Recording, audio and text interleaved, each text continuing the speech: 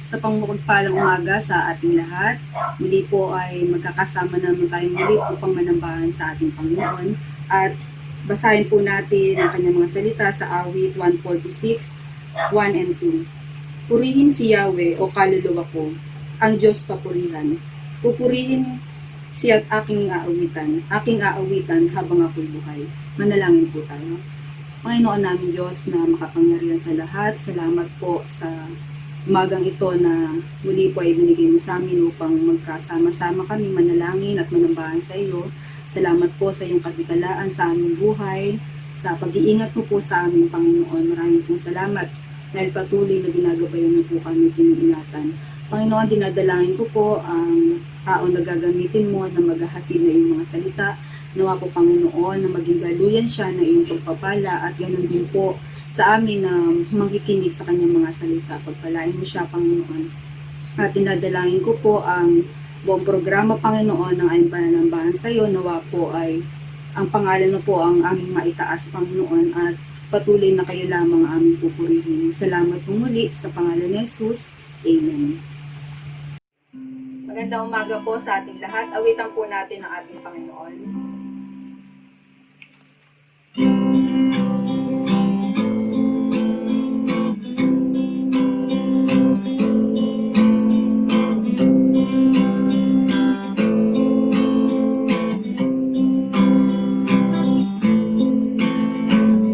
Almighty God, my Redeemer, my hiding place, my safe refuge, no other name like Jesus.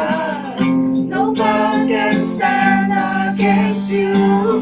My feet are planted on this rock, and I will not be shaken. My hope it comes from you alone, my Lord and my salvation. Your praise is always on my lips. Your word is living in my heart, and I will praise you with a new song. My soul will bless you, Lord.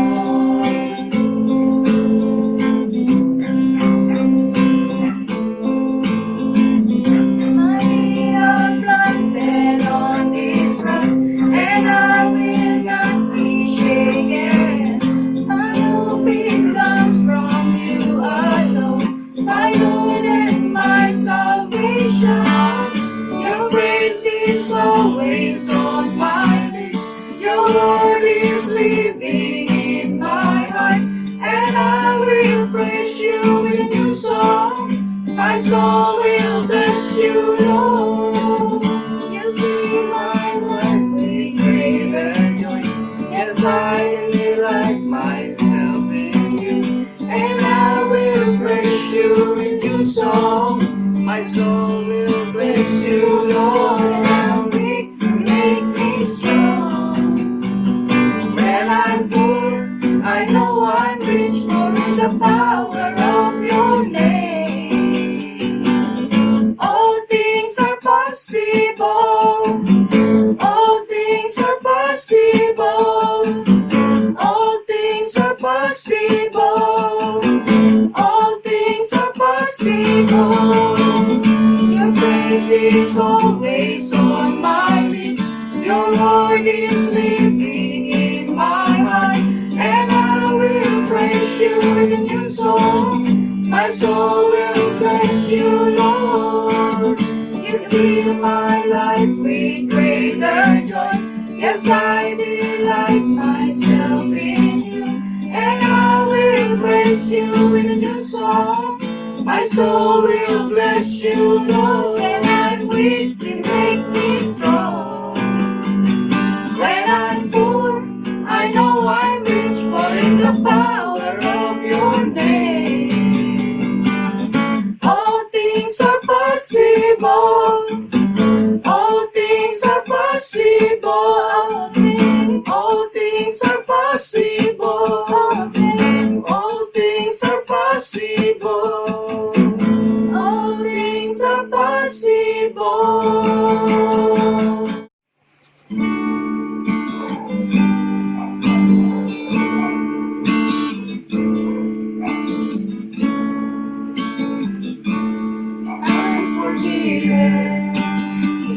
Because you were forsaken, I'm accepted. You were condemned. I'm alive and well. Your spirit is within me. Because you died and rose again. I'm forgiven. Because you were forsaken, I'm accepted. You were condemned. I'm alive and well. Your spirit is within me. Because you died and rose again. Amazing love, how can it be that you, my King, would die for me? Amazing love, I know it's true. It's my joy to honor you in all I do. I honor you.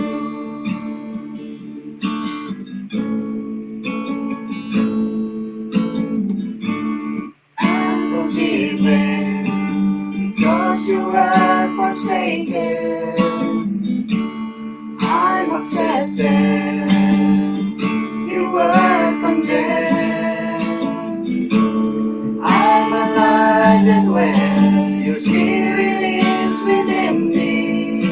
Because you died and rose again. Amazing love, how can it be that you, my King, would die for me? Amazing love, I know it's true. It's my joy to honor you in all I do. I honor you.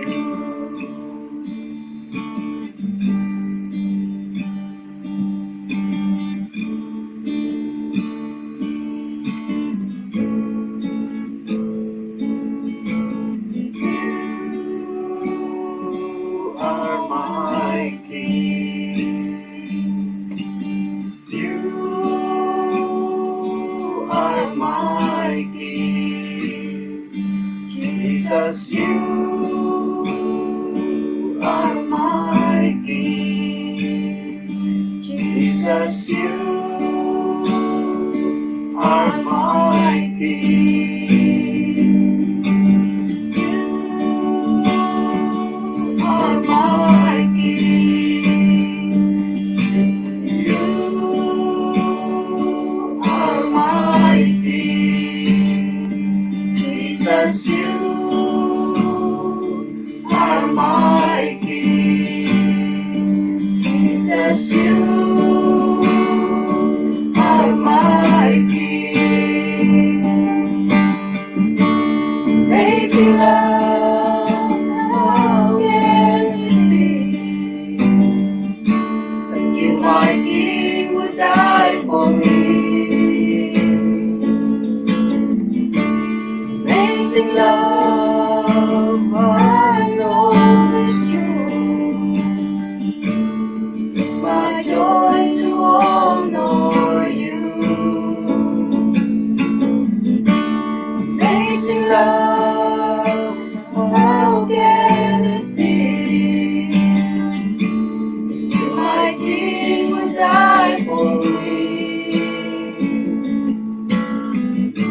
Amazing love, I know it's true. It's my joy to honor you in all I do. I honor you in all I do. I honor you.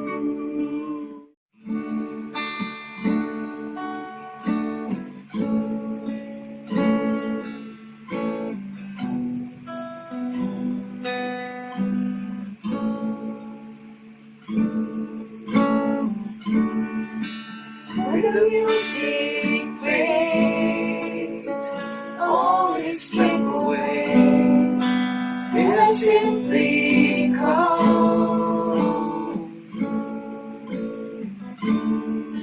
longing just to breathe. Something starts to burn, and bless your heart. I'll bring you more than a song, for a song in itself is not what you have required. You search much deeper within, through the way things appear. You're looking into my heart. I'm coming back to the heart of worship, and it's all about you. It's all about you, Jesus. I'm sorry, Lord, for the things I made it, when it's all about you. It's all about you, Jesus.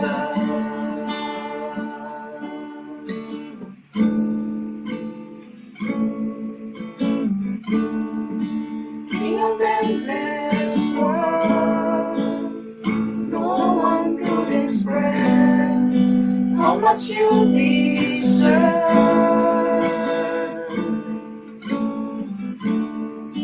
Though I'm weak and poor, all I have is yours, every single breath. I'll bring you more than a song, for a song in itself is not what you have required. You search much deeper within, through the way things appear. You're looking into my heart. I'm coming back to the heart of worship, and it's all about you. It's all about you, Jesus. I'm sorry, Lord, for the things I made it, when it's all about you. It's all about you, Jesus.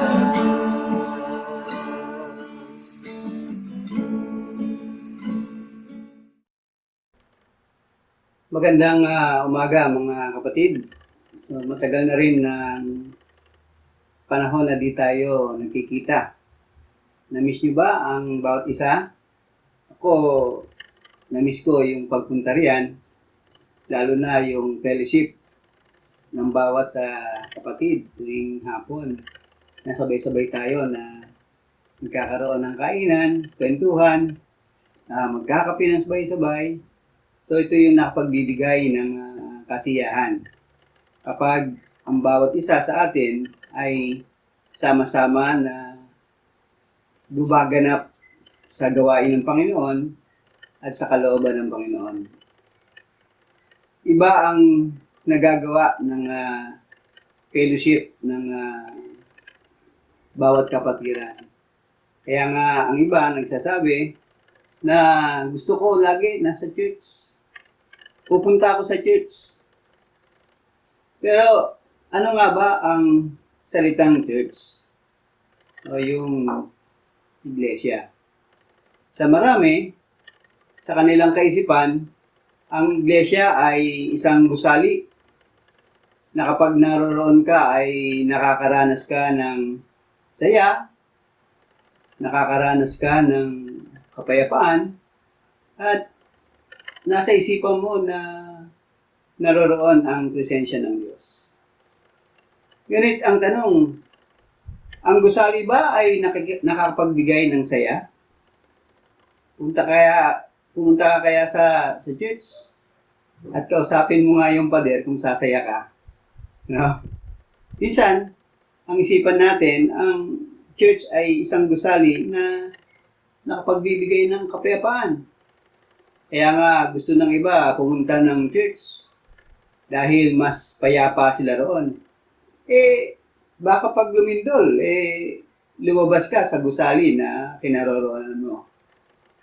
At sa kaisipan ng iba, ang iglesia o yung church ay gusali na kung saan nakapagbibigay ng lubos na pakiramdam ng presensya ng Diyos ay naroroon. Tama yon. Pero higit na mas iba pa ang kahulugan ng salitang iglesia o ng church. Kung isipin nga natin, ang church ay hindi tumutukoy sa isang building. Kaya nga sa buwan ng September, ito ang tatalakayin natin. It's all about the ecclesiology or the church. Ang church ay isa sa mga nilikha ng Diyos para may sakatuparan ang kanyang layunin sa mundong ito. Pero ang kanyang pagkakalikang ito ay hindi lamang para sa kanyang kapakinabangan, kundi kapakinabangan ng bawat kaanib ng iglesia nito. So talakayin po natin yung benefits of being part of a true Bible-based church. Sa Book of Matthew, chapter 16, verse 18, ito po ang sinasabi. Sa King James Version, ang sabi po ay, "And I say also unto thee, that thou art Peter, and upon this rock I will build my church, and the gates of hell shall not prevail against it." Ang sabi po sa Tagalog, "At sinasabi ko sa iyo, ikaw ay Pedro, at sa ibabaw ng batong ito ay itatayo ko ang aking iglesia, at ang kapangyarihan ng kamatayan ay hindi magtatagumpay laban sa kanya." Tayo po ay manalangin. Aming Diyos, patuloy po kaming lumalapit sa inyo. Ipinagkakatiwala po namin ang bawat sandali na aming pong pag-aaral ng iyong mga salita. Tulungan mo po kami na maunawaan po namin ito. Pagkalooban mo po kami ng iyong karunungan, at patuloy na maranasan namin ang paggawa po ng banal na Espiritu na aming Diyos, upang sa gayon lahat ng aming maririnig, pag-aaralan, pagbubulayan ay titimunga sa aming mga puso at siya magiging paraan ng aming pamumuhay. Sa inyo po namin pinagkakatiwala ito, Diyos. Sa pangalan po ng aming Panginoong Jesus. Amen. So marami ang nagsasabi na tayo ay kabilang sa church. Tayo ay nagmamahal sa church. Ngunit di naman natin alam kung ano talaga ang dulot na tayo ay kabahagi ng church. So ano nga ba ang mga benepisyo ng isang mananampalataya bilang isang kaanib ng tunay na iglesia ng Panginoon? So what are the benefits do the believers receive when they assemble with others believers and are part of a true Bible-based church? So dun po sa binasa natin sa Matthew 16 verse 18, so ang konteksto po niyan ay nung kausapin ng Panginoong Sus yung mga disipulo at tanungin sila kung ano daw ang palagay ng mga tao sa kanya. So ang sabi ng mga alagad, "Some say that thou art John the Baptist, and some say that he is Elias, and the others, he is Jeremias, or one of the prophets." Ito yung pananaw ng mga tao na nakakilala sa Panginoong Jesus. But Jesus ang Panginoong Yesus ay nagtanong sa kanyang mga alagad, lalo na kay Simon Pedro. So, ang sabi niya, ano naman ang pagkakakilala niyo sa akin? And Simon Peter answered and say, Thou art the Christ, the Son of the living God. So, si Pedro, sinabi niya, ikaw ang Kristo. So, ang ibig ng salitang Kristo ay, ikaw ay pinili. You are anointed as the Son of the living God. Kaya naman sinagot siya ni Jesus dun sa talatang 17 ng chapter 16. Ang sabi roon, and Jesus answered and said unto him, Blessed art thou, Simon Bar-Jonah. So ito yung pangalan ni Pedro bago pa siya tawaging Pedro.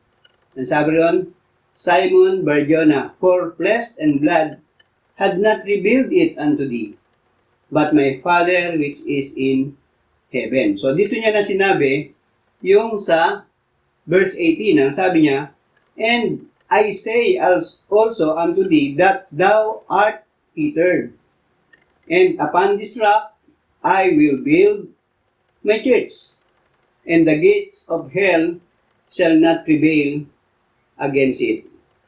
So dito makikita natin ang ilang mga bagay that Jesus was not saying that the church would be built on Peter. No? Hindi niya sinabi na ang church ay itatatag niya sa pamamagitan ni Peter. But it is built through him. No? Ito ay itinatag niya hindi kay Pedro kundi sa kanya. Kasi ang sabi ron,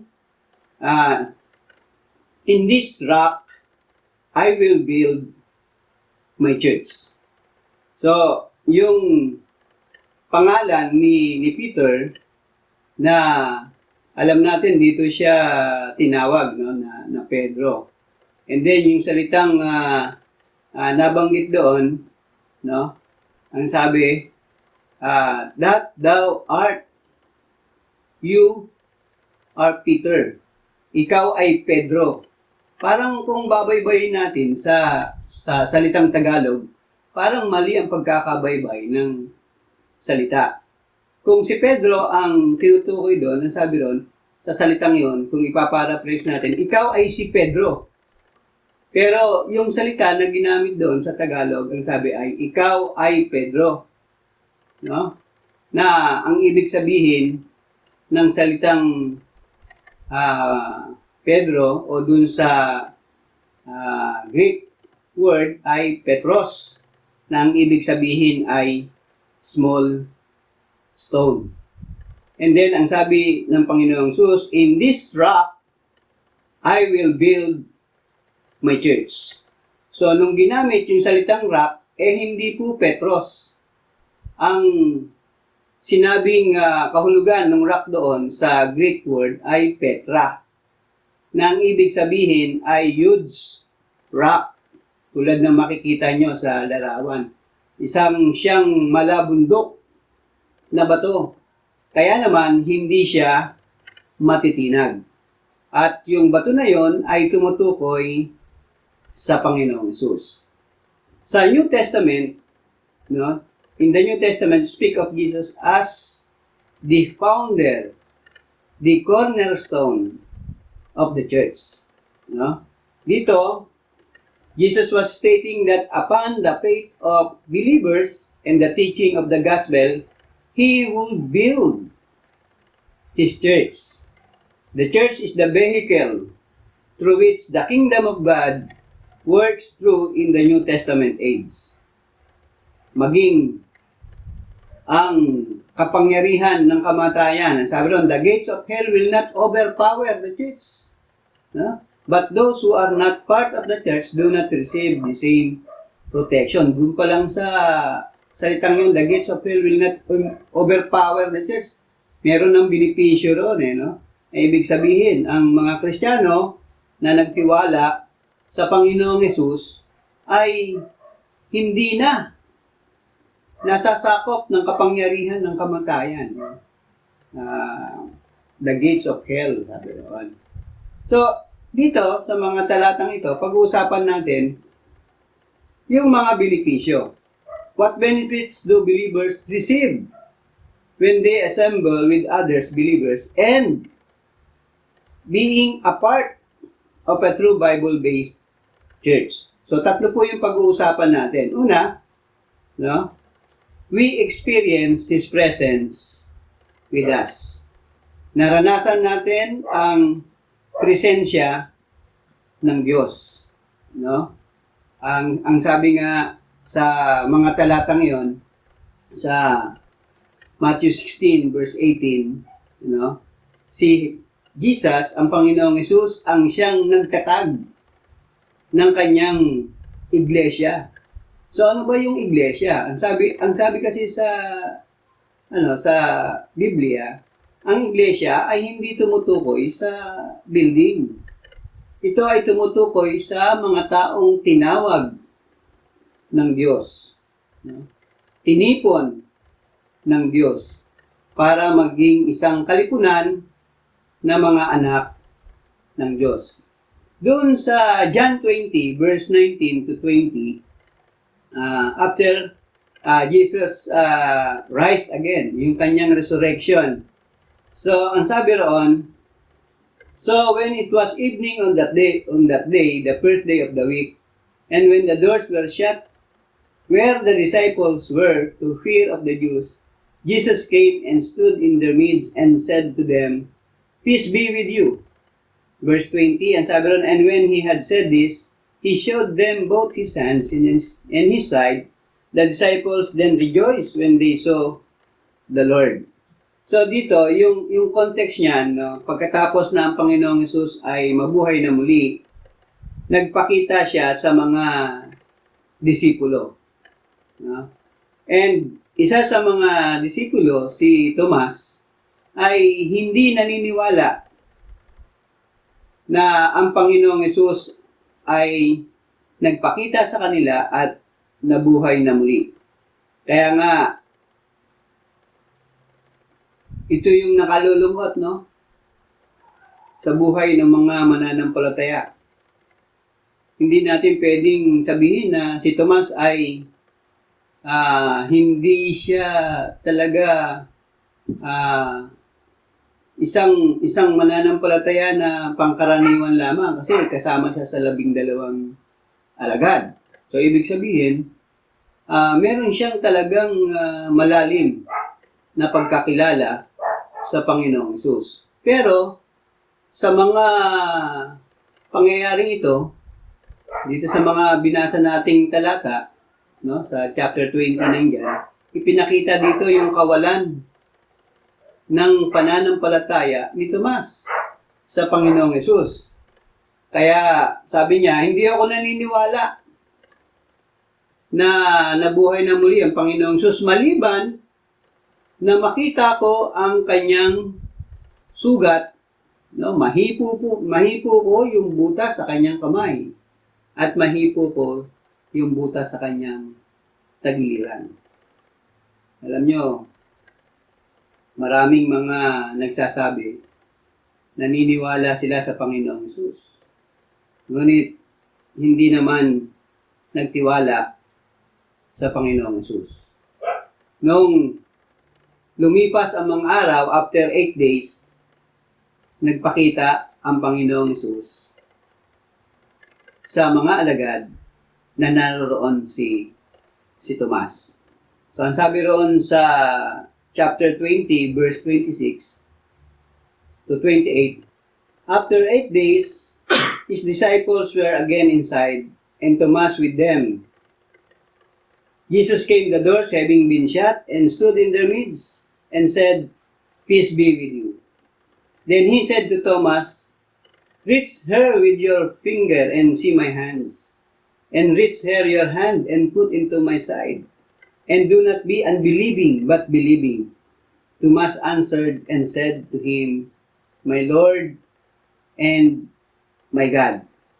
Dito nakita natin na nung makita ni Tomas yung sugat at yung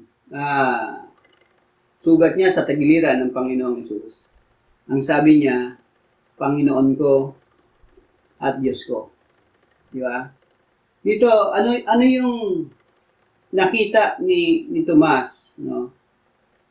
Na doon sa kanilang pagtitipon, kasi dito nagtitipon yung mga alagad na kung saan ay ito yung binubuo ng iglesia, ito yung unang church no? Ano yung kanilang nakita?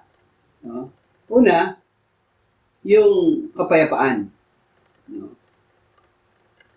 Yung kapayapaan na yon na kung saan ay sinabi ng Panginoong Hesus. Sabi niya, sumainyo ang kapayapaan. Dahil sa panahon noon, dahil sa mga pangyayari, na sila ay nagugumilahanan, siguro nagtatalo-talo sila na, totoo ba talaga na nabuhay ang Panginoong Hesus? No? Pero ang sabi ng Panginoong Hesus, sumainyo ang kapayapaan. So, naranasan nila ng kalipunan ng mga mananampalataya ng Panginoon, yung peace. Not the absence of conflict, but the blessed assurance that God is in control. Ang Panginoong Hesus ang mayroong kapangyarihan na sila ay bigyan ng kapayapaan. Hindi imposible na tayo ay magkaroon ng kapayapaan kung alam natin na ang Panginoong Hesus ay naririyan. Sa panahon na tayo ay dumaranas ng napakaraming mga pagsubok sa buhay, lalo na sa panahon natin ngayon, no, na minsan ay talaga namang dahil sa sobrang bigat na ating nararanasan, tayo ay nabibalisa. Pero ang sabi nga, habang tayo ay nagtitiwala sa Panginoong Hesus, mayroon tayong kapayapaan na nagmumula sa Kanya. Tulad ng naranasan ng mga alagad nung sila ay nagkakatipon. Naranasan nila na sila ay mabalisa sa mga pangyayari, ngunit Jesus assured the peace, yung kapayapaan na sa kanila. It is because of their faith, ng kanilang pananampalataya. Nung makita ni Tomas yung kamay ng Panginoong Hesus at maging ang kanyang tagiliran, Thomas fell to his knees and cried out, "My Lord and my God." No? Dalawa ang ganamit na salita na kung saan ay description kay Jesus. Ang sabi roon, "My Lord," aking Panginoon, diba? Aking Diyos. Yung kanyang doubt, yung kanyang yung hindi siya naniniwala, ay napalitan ng malalim na pagtitiwala sa Panginoon. Yung Panginoon na alam niya na siyang kanyang tagapagligtas. Kaya naman, nung ang Panginoong Hesus ay nabuhay na muli, ibang pananampalataya ang naranasan ng mga alagad. Tayo rin sa buhay na ito, kung ang presensya ng Diyos, presensya ng Panginoong Hesus ay nasa atin, ibang pananampalataya ang siyang mayroon tayo. Ito yung pananampalataya na hindi tayo matitinag kahit sa anumang mga problema na dumarating sa ating buhay because of this faith, no, na ibinigay sa atin ng Diyos. No doubt, walang pag-aalinlangan na kaya nating suungin anuman yung mga pagsubok natin sa buhay. So, yun yung naranasan nila, malalim na pagtitiwala sa Diyos. And third, the anointing. No? Ang sabi doon, Thomas was so filled with the anointing of Christ. No?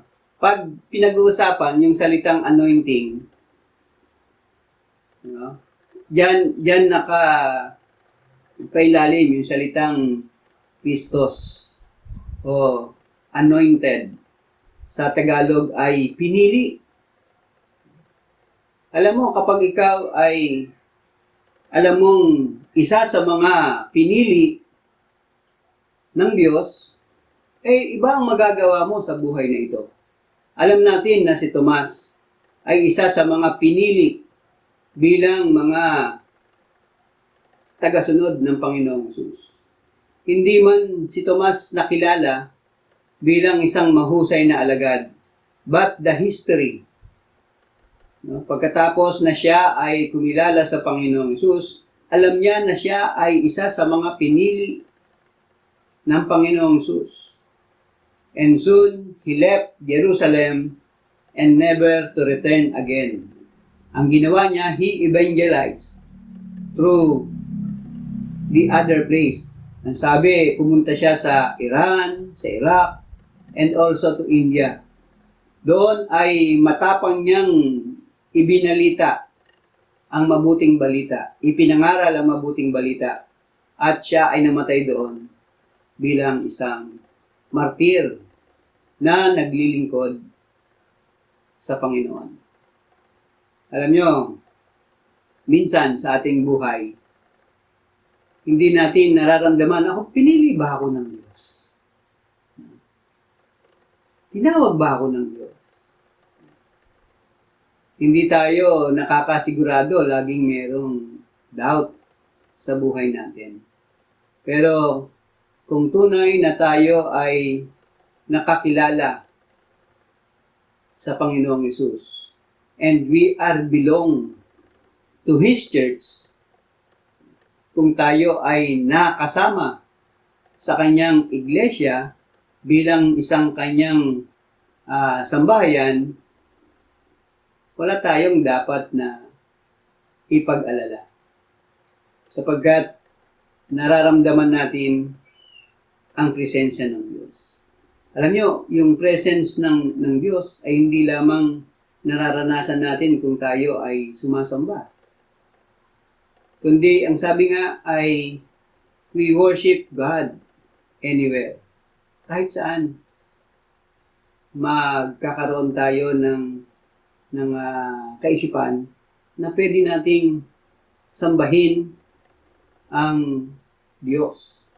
Kaya lang, ang problema, lalo na sa panahon natin ngayon, no, sa sobrang dami ng mga naririnig nating mga sermon, ang ibang mga mananampalataya, sabi nga sa ilang mga sermon din na naririnig ko, ang ibang mga mananampalataya nag-grass hopping ng mga worship.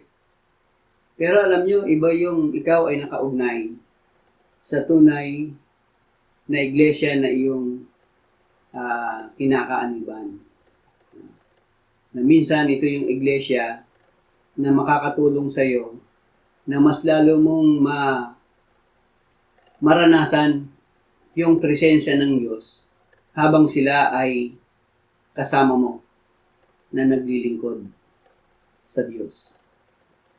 Ito yung iglesia na alam natin na tinawag na katawan ng Panginoong Hesus. Kung tayo ay tunay na mga mananampalataya, kung tunay tayong mga kaanib ng iglesia ng Panginoon, kasi dalawa yung description ng church. No? Una, yung universal church. Lahat ng mga tao na kumilala sa Panginoong Hesus, anuman ang iyong lahi, anuman ang iyong mga salita, ikaw ay kasama sa pangkahalatang sambahayan ng Diyos. Kabilang ka sa universal church. No? Ano naman yung pangalawa? Ito yung tinatawag na local church.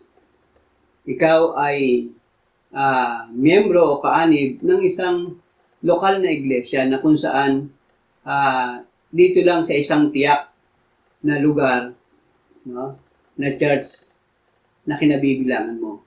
Kaya doon sa New Testament, iba-ibang mga churches ang binanggit doon. Na kung saan, yun yung mga churches na kabahagi ka o kabahagi yung mga mananampalataya, yung mga taong tinawag ng Diyos na kung saan naroroon sa local church. Na kung saan sila ay sama-sama na gumaganap sa kalooban ng Diyos. Sila ay sama-sama na naglilingkod sa Diyos. Sila ay mayroong fellowship. Alam nyo, ang problema ngayon sa atin, hindi tayo nagkakasama-sama. Hindi tayo nagkikita-kita. Pero tingnan nyo, bakit nararamdaman natin yung presensya ng Diyos sa bawat isa sa atin? Kasi naroroon yung communication. Na alam mo na mayroong nagpe-pray sa'yo, na alam mo mayroong nagke-care sa'yo, no? Kaya lang, yung iba na mga mananampalataya, ang nagiging problema, no? Hindi na natin sila minsan nakakasama sa fellowship. No? Kasi hindi natin na makita kung sino-sino talaga yung sumasamba sa Panginoon kapag araw ng linggo eh.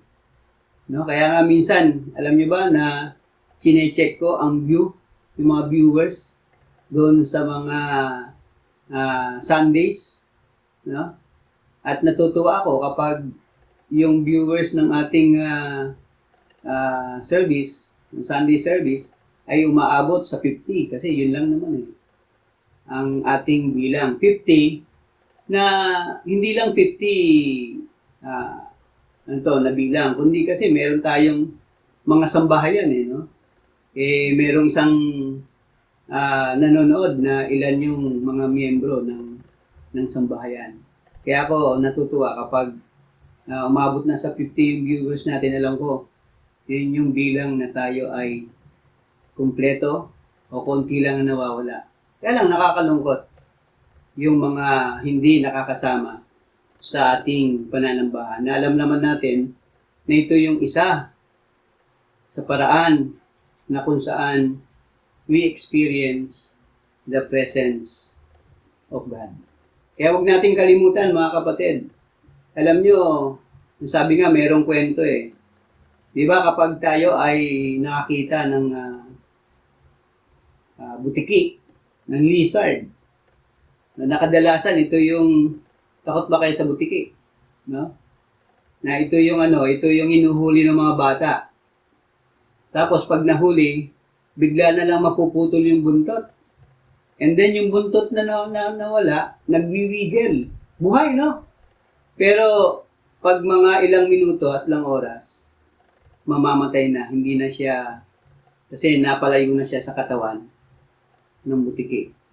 Alam nyo, ganyan ang kalagayan natin kapag tayo ay humiwalay sa kinakaaniban nating iglesia o sambahayan ng Diyos. Sa una, hindi natin nararamdaman na tayo ay malayo na pala sa Diyos. At habang tayo ay lumalayo sa sambahayan ng Diyos, ang church, unti-unti tayong namamatay tulad ng buntot ng butiki. Kaya nga, alam nyo, para hindi tayo mawala, lagi nating namnamin yung benepisyo na ibinigay sa atin ng Panginoon. Yung kanyang presensya. Pangalawa, una, what benefits do believers receive when they assemble, when they were gathering, when they are part of a true Bible-based church?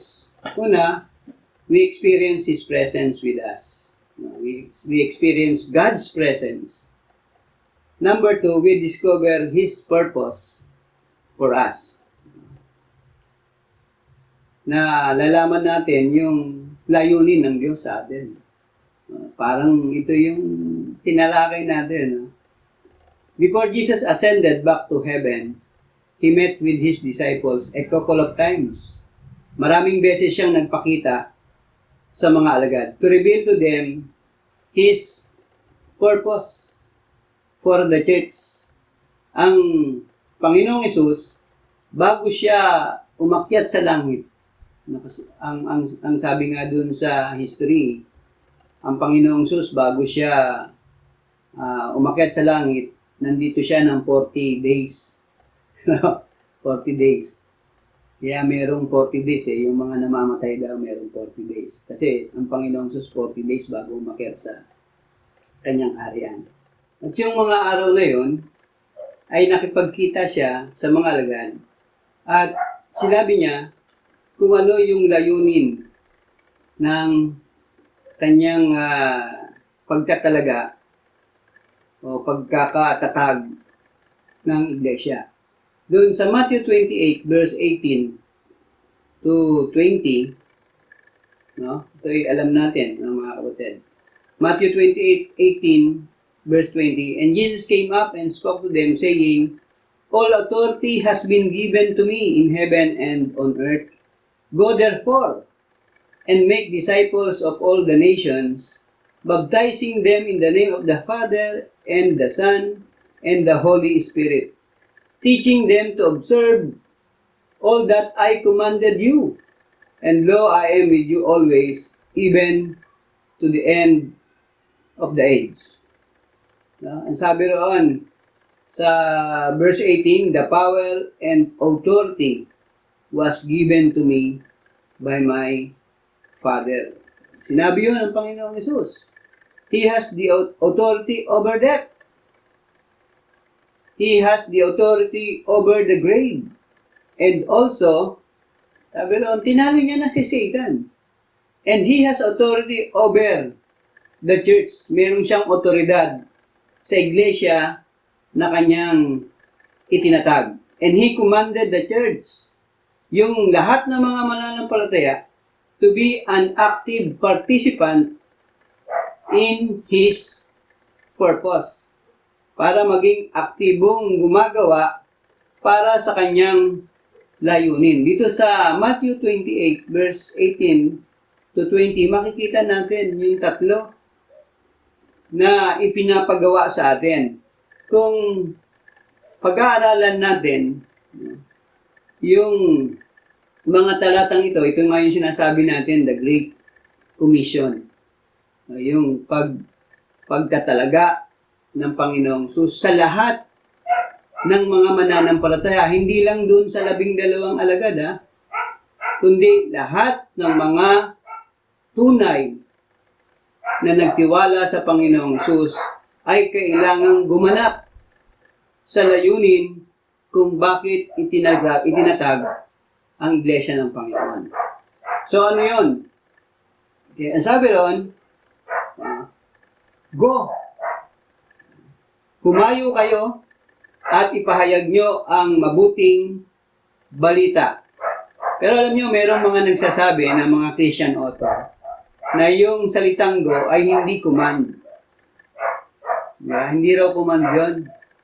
Ang sabi roon, nung ikaw ay naging mananampalataya, the result of your faith is to spread the gospel. Yun na yung tungkulin natin. Hindi lang tayo isinama ng Diyos, ng Panginoong Hesus sa kanyang iglesia, sa church, upang sumamba lang. But we are called as church to spread, to share the gospel, to lead the people to salvation. Yung mga tao na hindi pa nakakilala sa Panginoong Hesus ay i-guide natin para maranasan nila yung kaligtasan na naranasan din ng mga unang mananampalataya at naranasan din ng bawat isa sa atin. So, yung command sa church ay nagsisimula dun sa salitang baptize them. Di ba? Ginamit pa yung Trinity. Baptize them in the name of the Father and of the Son and of the Holy Spirit. So, ano ba ibig sabihin ng baptized? So, yung baptized, sabi nga, yung salitang Griego na baptizo, na ang ibig sabihin is to incorporate them. Alam nyo, ang bautismo ay hindi nakapaglilinis ng kasalanan. Ang bautismo ay hindi nagiging dahilan upang ikaw ay maligtas. Ligtas ka na. O ligtas na yung mga mananampalataya bago pa bautismuhan. Ang layunin kung bakit sila babautismuhan is to incorporate them. Isama sila sa sambahayan ng Diyos. Ito yung iglesia. Na ito yung layunin ng Panginoong Hesus sa bawat tao na kikilala at magtitiwala sa Kanya. Isama sa Kanyang sambahayan. Kaya nga, kung ikaw ay tunay na mananampalataya ng Panginoong Hesus, ay nararapat lamang na maging dahilan tayo sa paghahayag ng mabuting balita at yung mga taong nakakilala sa kanila ay isama natin sa sambahayan ng Diyos sa pamamagitan ng sakramento ng bautismo sa tubig. No? And then, pangalawa, sabi roon, make them my disciple. No? Gawin nyo silang aking mga tagasunod. So, yung mga tao na kumilala sa Panginoong Hesus na isinama sa iglesia ay nararapat lamang na, sabi ron, turuan nyo sila na maging tapat na mga tagasunod. No? Disciple them. So, ibig sabihin, we teach them. Tinuturuan natin sila. Ini-equip natin sila. No? Pinatatatag natin sila upang sila man din ay makasunod sa layunin ng Diyos kung bakit sila napabilang sa Kanyang sambahayan. Ito ang iglesia ng Panginoon. So, tayo ba ay tunay na mga disipulo ng Panginoon? Pag sinabi natin kasing disciple, no, hindi lang yung ikaw ay nakikinig ng salita ng Diyos. Sabi roon, ang disipulo ay a learner. Siya ay nag-aaral. Pero yung pag-aaral na yon ay hindi lang nagbabasa ng salita ng Diyos. But namumuhay siya sa pamamagitan ng salita na kanyang pinag-aaralan. So yun yung tunay na disipulo ng Diyos. No? And then, pangatlo, sabi roon, na dapat gawin ng mga mananampalataya, ng mga taong nakakilala sa Panginoong Hesus, not only to disciple, no, kundi teach them to obey Christ's commandment. Turuan sila na sumunod sa utos ng Panginoong Hesus. No, Jesus Christ demanded that anyone professing to know Him to live a holy life. Yung mamuhay sa matuwid, sa banal na pamumuhay. No, kapag ikaw ay tunay na tagasunod ng Panginoong Hesus, ibig sabihin, yung salita ng Diyos, ito yung pinamumuhay mo. And then, yung salita ng Diyos, ang siyang nagiging buhay mo na. No? Kumbaga, ito na yung cycle ng iyong buhay, yung salita ng Diyos.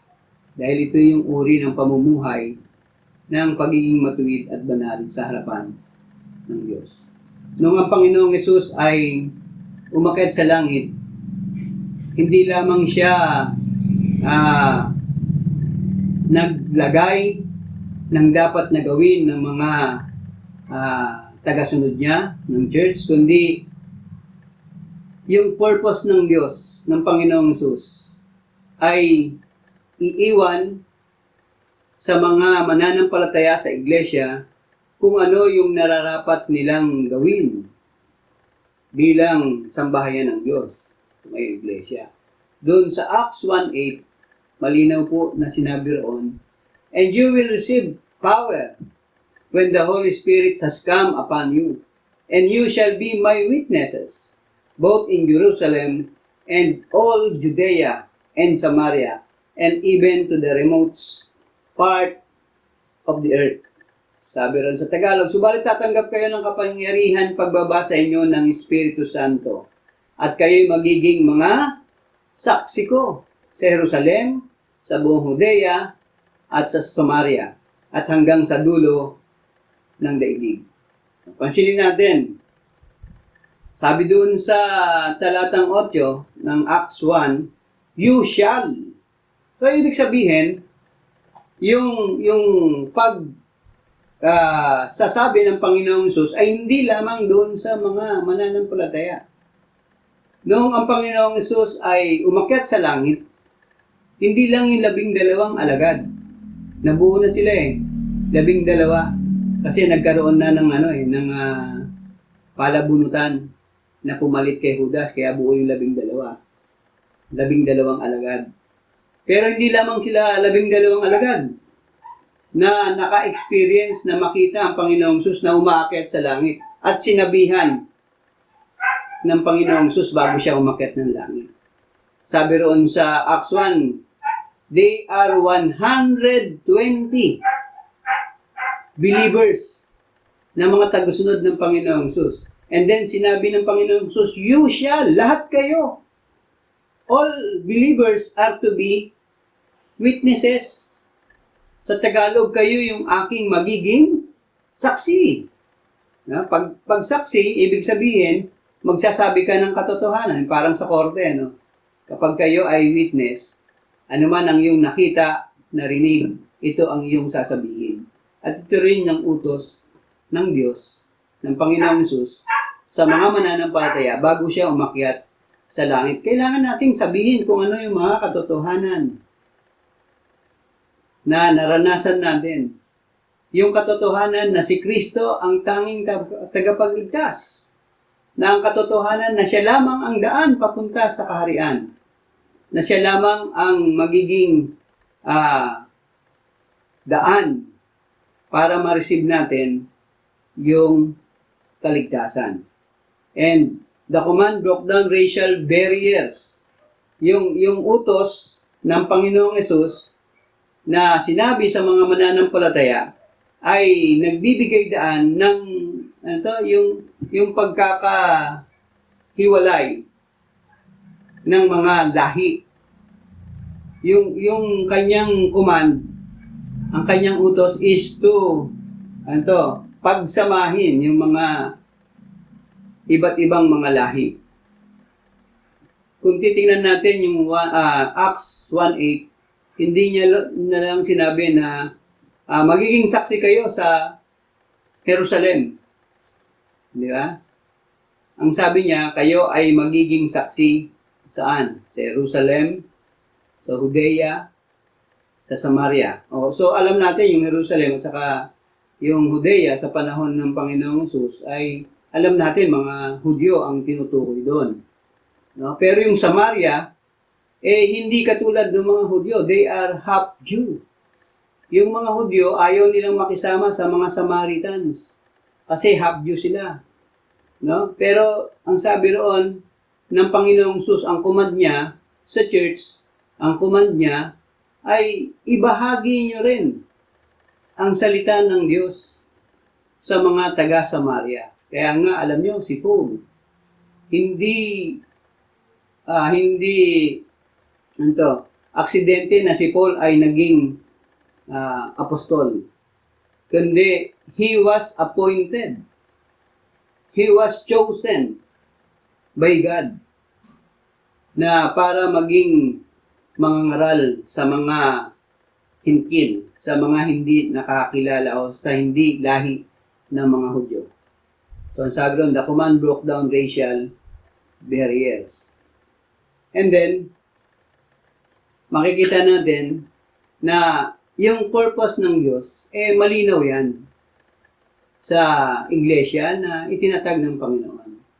Ano yung dapat nating gawin? Yung layunin ng Diyos na iniwan sa atin bilang sambayan niya. Diba? dapat tayo ay maging dahilan upang yung mga tao na nasa paligid natin ay makakakilala sa Panginoon. No? Kasi yan yung tinanggap natin. We discover the purpose of God to us. No? Hindi lang sa ating individual, kundi sa lahat ng mga mananampalataya. We must share the gospel and baptize those. I-baptize natin yung mga tunay na nagtitiwala sa Panginoong Hesus. At ibilang natin sila na bilang bahagi ng iglesia na itinatag ng Diyos. Kasi ito yung layunin niya. Habang di siya bumabalik, ang layunin niya is to spread the gospel. At marami ang tao na mapabilang sa kanyang sambahayan. And then kapag tayo ay gumaganap sa tungkulin na ipinagkatiwala sa atin ng Panginoon, and then ang Panginoon ang siyang magbibigay dahilan upang siya ay makasama natin sa kanyang kaharian. So, ito ba ang ginagawa natin, mga kapatid?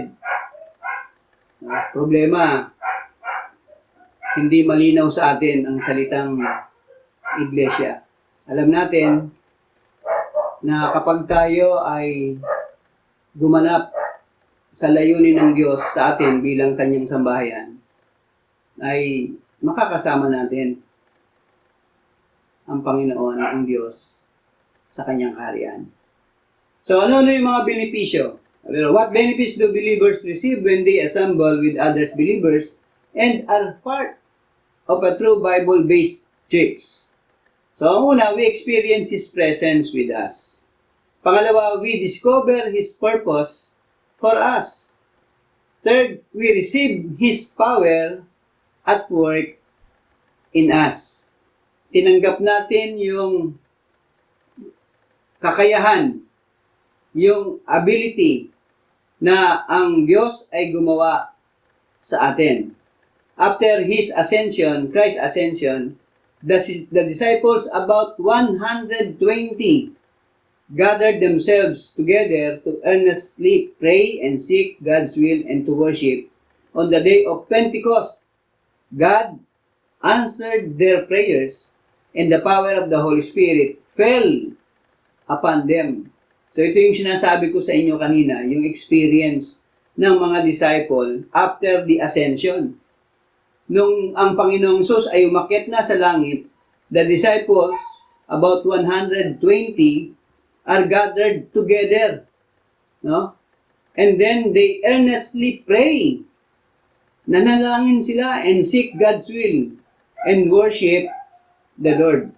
And then, after that, nagkaroon ng, yung pagbaba ng banal na Espiritu. Doon sa Acts 2, verse 1 to 4a, yung sabi ro, when the day of Pentecost had come, they were all together in one place.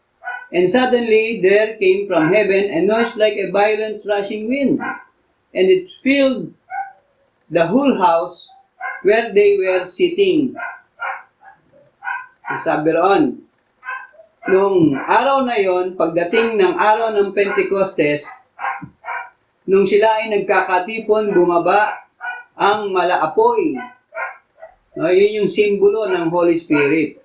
At sila ay binigyan ng kakayahan na ibahagi ang salita ng Diyos. Ibig sabihin, yung result of the Holy Spirit na nasa kanila ay nagbigay daan upang sila ay gumanap sa layunin. Yung layunin na ibinigay sa kanila bilang iglesia, bilang sambahayan ng Diyos. And then, the awesome presence of God was obvious nung panahon na yon. Di ba? Kung titingnan natin, bakit bakit naging obvious yung presence ng Diyos sa panahon na yon? Kasi itong mga taong ito, no, ay nagsalita sa iba't ibang wika. Sabi nga natin, ito yung nagsimula kung saan nagkaroon ng speaking tongues. Pero alam nyo ba, ang speaking tongues, hindi dyan nagsimula. Yung pagkakaroon ng ibang wika, nagsimula yan doon sa Genesis, nung magkaroon ng iba't ibang wika, nang dahil sa layunin ng tao na abutin ang Diyos at maging Diyos. Kaya naman pinag-iba-iba ng Diyos yung kanilang salita at pinaghiwa-hiwalay. Dahil ang gusto ng tao, maabot ang Diyos. Pero ito, ang Diyos ang gumawa sa mga mananampalataya. And then, nung ang Diyos ay gumawa sa mga taong ito, bagamat yung mga tao na nasa paligid ay hindi mga katulad nila na nagsasalita ng kanilang salita ng mga Hudyo. Sabi ron, mayroong iba't ibang mga lahi na roon eh. Pero nung bumaba ang banal na Espiritu, nalaman nila kung ano yung dinadala ng mga taong nagtiwala sa Panginoong Hesus, sinasabi ng Panginoong Hesus. Kasi naunawaan nila yung sinabi ng mga mananampalataya. No? Kumbaga, sabi ng iba, bakit nila sinasalita yung mga salita natin?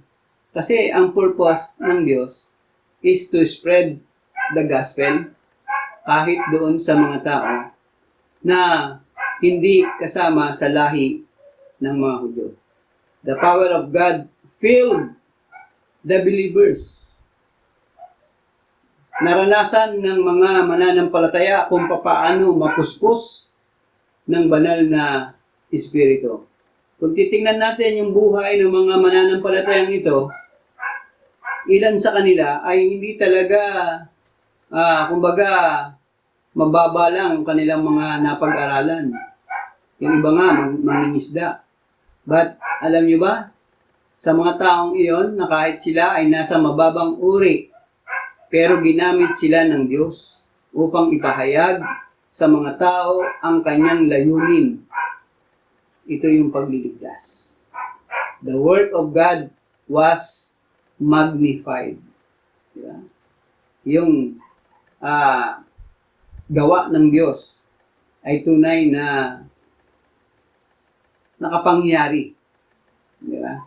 Sabi nga, in one generation, the gospel of Jesus Christ was being preached all over the world. Doon sa Acts 17, kung babasahin natin, kahit yung mga hindi mananampalataya, no, yung mga opponents ng gospel na nag-complain sila sa mga authorities, may kapangyarihan, that these Christians had turned the world upside down.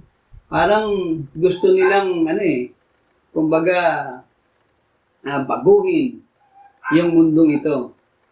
Di ba? Wala namang imposible sa pagbabago ng mundong ito dahil sa kapangyarihan ng Diyos na ang gagamitin ay ang kanyang mga anak o yung kanyang sambahayan, ang iglesia ng Panginoon. Sa panahon natin ngayon, nalulungo tayo kasi hindi tayo nagsasama-sama. At minsan nga, sabi nga, gamit natin itong modernong teknolohiya na ibinigay sa atin para makasamba. Pero alam nyo, siguro, ito yung paraan ng Diyos para ibalik sa atin yung tunay na kanyang layunin. Yung kahit na mayroong pagsubok na tayo ay nararanasan, alam natin na mayroong power, mayroong kapangyarihan na ibinigay sa atin to spread the word. Meron tayong kakayahan na ibinigay ng Diyos upang manatili sa layunin kung bakit tayo ibinilang ng Diyos sa kanyang sambahayan.